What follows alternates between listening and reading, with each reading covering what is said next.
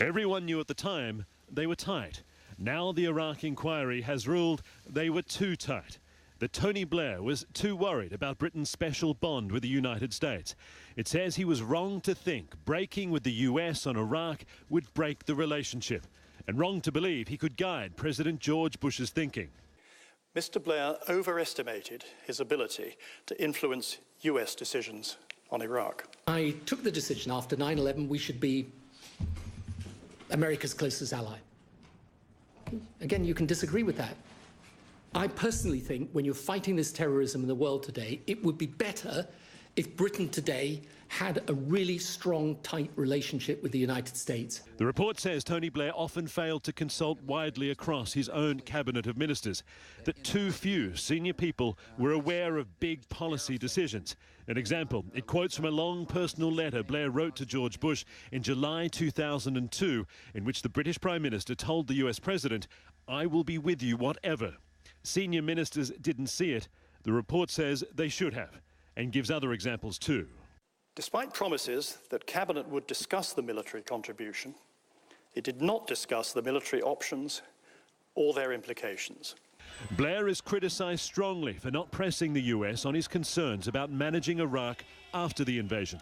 It says he knew the significance of the post-conflict phase, but didn't rethink Britain's involvement or make it contingent on having a strong plan ready to go when the fighting stopped.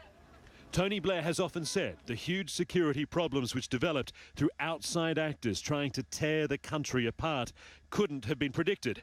The inquiry disagreed. The risks of internal strife in Iraq, active Iranian pursuit of its interests, regional instability, and al-Qaeda activity in Iraq were each explicitly identified before the invasion.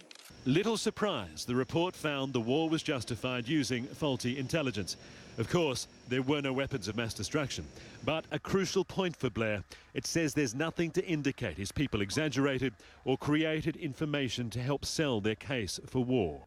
Please stop saying I was lying or... The report says it doesn't question Blair's belief, but it found his assessment of the threat posed by Saddam Hussein went too far ahead of the available intelligence. For that, Valerie O'Neill says she'll never forgive him. Her younger son, Chris, was killed by a roadside bomb in Basra in 2007.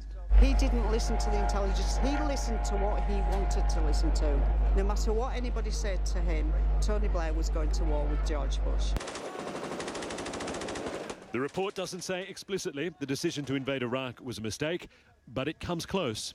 Intervention which went badly wrong, with consequences to this day. Tony Blair responded at length, passionately declaring his sorrow and accepting responsibility while insisting he acted for the right reasons and the world is still better off without Saddam Hussein. I mean, I don't regret taking the decision. He's been arguing that difficult and highly unpopular case for more than 13 years.